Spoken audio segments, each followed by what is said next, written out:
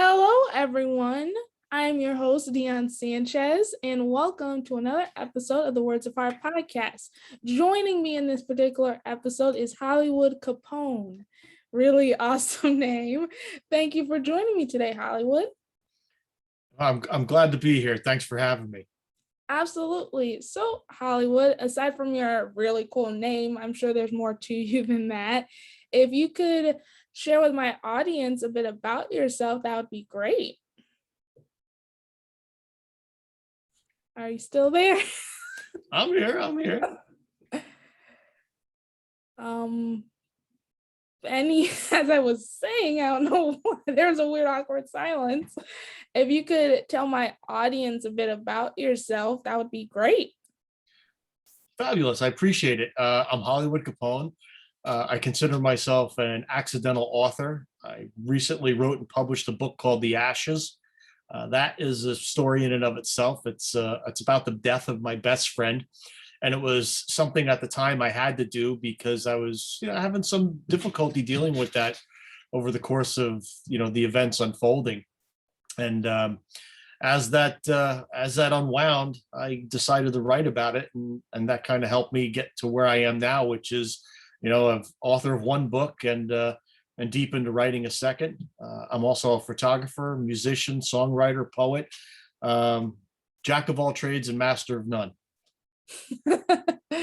Awesome. So since you consider yourself a jack of all trades, do you find your interests such as photography, writing, any interests that you've yet to mention, do you find that good as far as coping mechanisms to help with the loss of your best friend, or just in general? Writing the book was a double-edged sword for me. I wrote it because at the time I had to. It didn't start out as a book. It started out as a paragraph that I wrote to kind of tell myself what it is I was feeling and what I was going through. And it more or less evolved into the book that I have now. It started out as one paragraph, and then it turned into two paragraphs, and it turned into a chapter. And that chapter turned into two chapters, which turned into a book. And then I recorded an audiobook version of it as well. And that journey helped me get through that, because I got to be honest with you, at the end of that journey, I just wanted it all to be over, and I wanted to put it behind me. And when I finally finished it and I did put it behind me, it kind of cleansed me and washed all of that off of me. I mean, I still miss my buddy, but I'm getting up every day and I'm going to work and I'm living my life, and I'm writing a second book now too. So I'll be eternally grateful to him for giving me that gift. Awesome. If you don't mind me asking, what is your second book about? The profound emotional impact of your first book. My second book is a little bit more gratuitous. It's a fictional story. It's about a group of high school kids that saved the world from evil governmental doers. And but I use characters that I've known from my youth. I use composites of people I knew in high school, and I even insert myself into it a little bit here and there. And most gratuitously, I brought my friend Alan back to life in the story, because I miss him. And he was an interesting guy, and I wanted him to be around a little bit. And he's interesting to write about, because I knew so many facets of him that writing about him it comes very easily to me, because he was just so interesting and funny. Awesome. If you don't mind me asking, how long ago did you lose your best friend? It happened in October 2019. I didn't start writing the book until probably that winter. And then I published a paperback that summer. So it was the summer of the pandemic that I published the paperback. Shortly after that, I had this brilliant idea. I wanted to record an audiobook version. I thought it would be a piece of cake. I thought I would record the audiobook and sell lots of copies and everything would be great. And it was more or less the opposite of that. That took me 9 months to record that audiobook. And it was a daily grind and a slog every day, sitting in front of the computer and reading this thing, because my voice, I never really liked the way my voice sounded, and I had to teach myself how to enunciate and how to read for an audience that would enjoy hearing it. So that took me so long to do, but but I'm glad I got through it. I learned so much by doing that, that I'm really looking forward to doing the next book as well. Awesome. And considering the time the book came out, which is the pandemic season, I know many authors who have appeared on here have ended up writing books either in the midst of the pandemic or literally right before. And I'm curious, what pulled you or drawed you to release it in December, considering everything that was going on?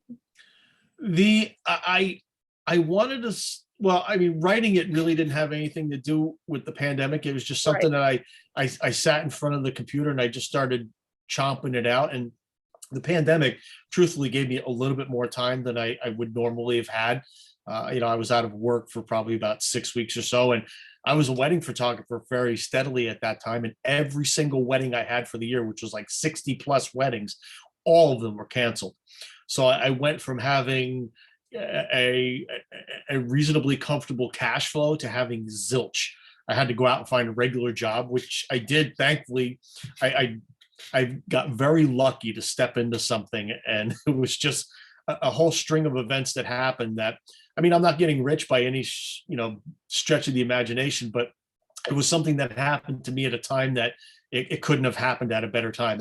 And a byproduct of that was I was working, writing the book, and just grinding it out. And I published it pretty much as soon as I finished it. I had to proofread it, do some cover photography types of stuff with it and artwork and whatnot. But as soon as I got all through that, I was eager to get it out there. Awesome. So, my internet. Gotta love the joys of technology. Mm. What I was gonna ask before the walkie visions of my laptop here, what advice, considering this season, known as the pandemic, and the fact that we're isolated and pretty sworn off from any loved ones or friends, and considering what your book emphasizes, what advice, or do you have any insight as to what you could share with others who are away from their friends or maybe lost a friend during this season? Do you have any advice or words to share with them to help them get through this? I mean, obviously you leaned into your book, which I truly admire, but some people aren't as gifted writers as you, I'm sure. So, Well, just like anything, we are humans. We're social animals. We need to talk to other humans and interact. If you have a situation where you're feeling angst, or you're feeling hurt, or you lose somebody, and that you have that grief, that never ending, almost it's almost like an emotional cancer on the inside of you. You have to get it out, and the only way to get that out is to talk it out, and stay vocal, and stay in touch with people that you know, and people that you love, and people that you trust. And eventually it'll never go away, but it'll always get a little bit better each day. And as that time progresses, at some point you'll look back and you'll realize the worst is behind you. awesome. Trying to think of any other questions that I can poke into my head while our internet is stable. Um, if your best friend, whom you write about in the book, was here with you right now, what would you say to him? And perhaps it was for just one more day or one fleeting hour. What would you say to him? I would say, homie, welcome back, and let's go to El Rodeo and get something to eat, because it was that was a big part of my relationship with him, and not just that place, but other places, and just enjoying his company. He had this porch in the front of his house, right?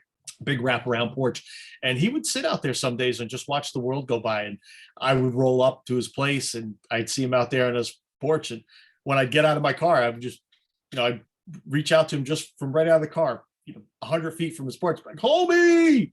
And it was just kind of our greeting for each other. And I don't even remember when it started, but it started a long time ago, and it's just always been that. And I would thank him for helping me work my way through this, because I wanted to write something formal, something, longer length, for a large part of my life. Yeah, I've always written poetry, I've written songs and things like that in rock bands and whatever, but I've struggled to write something of any substance, a substantial piece, a book per se.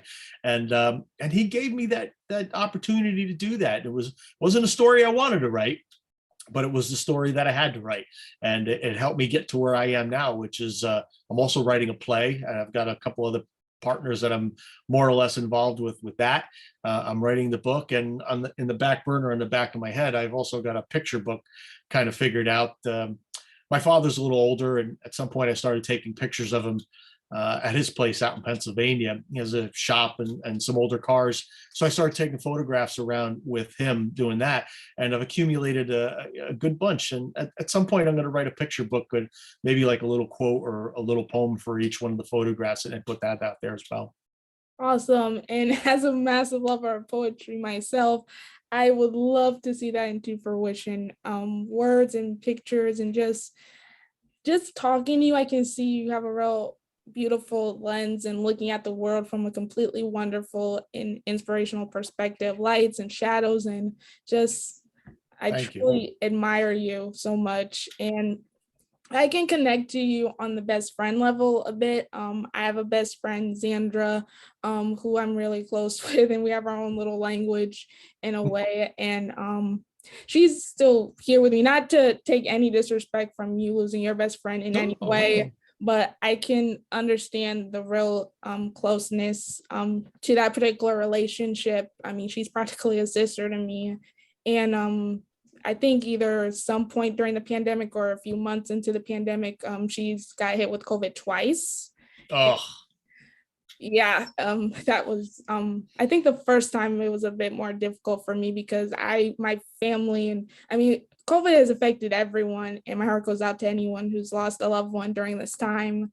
But it was just more devastating, it felt, because she's a single mother, she has a fiance, she works in a hospital, and just the mere fact of losing her just tore me apart. I mean, she's fine and COVID free as far as I know at the moment, but it was I couldn't I definitely wouldn't have the courage to handle losing her, let alone write about her.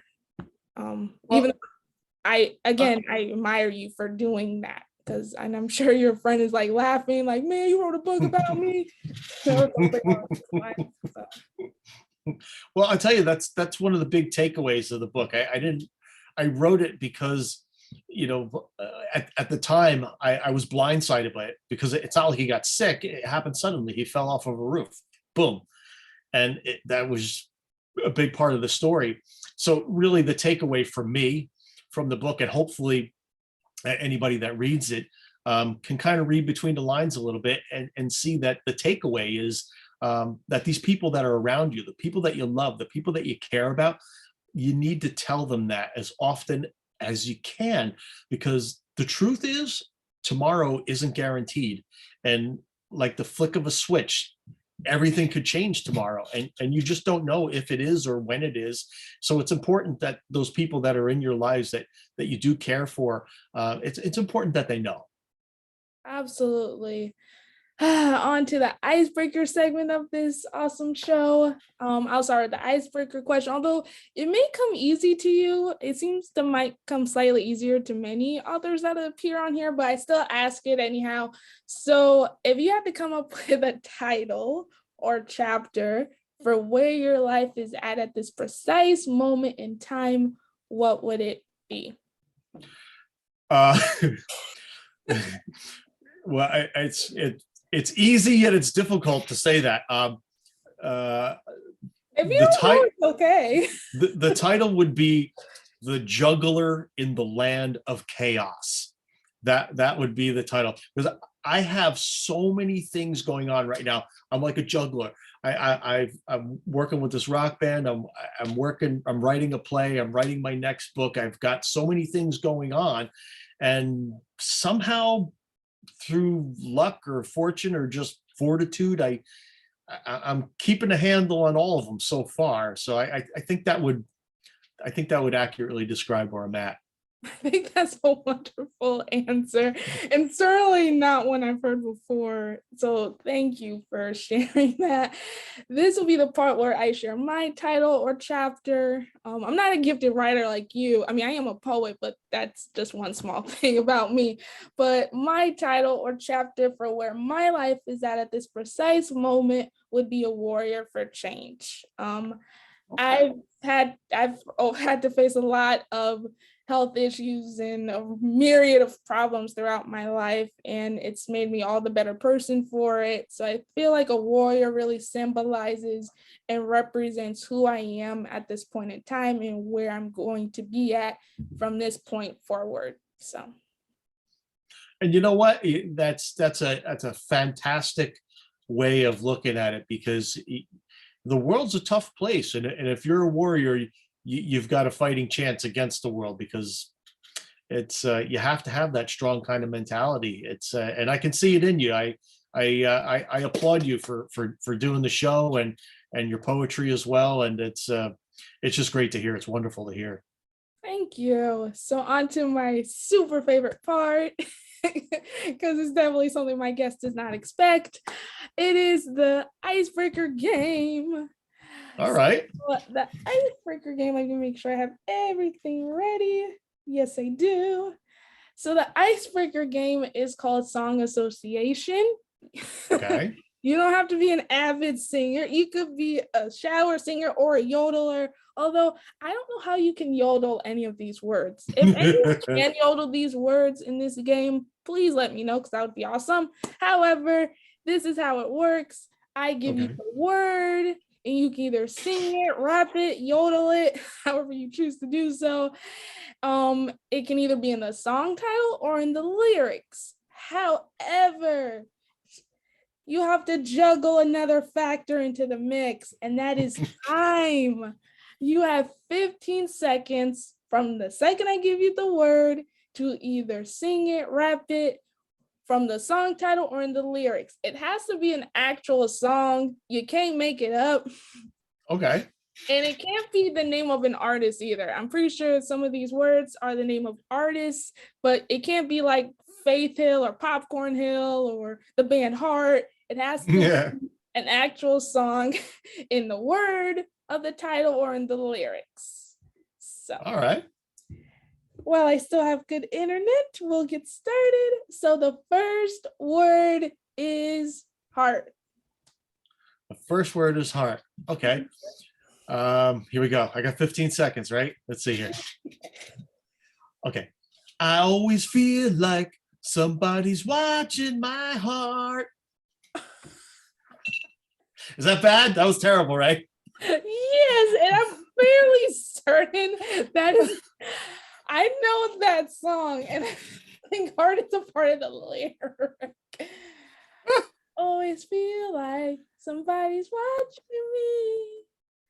I don't know the next part of that song though, but I saw what you did there. I saw what you did. It was clever, but not clever enough. Plus, you didn't sing with your heart either. Well, you did, but it was just silly. Anyhow, the next word is words.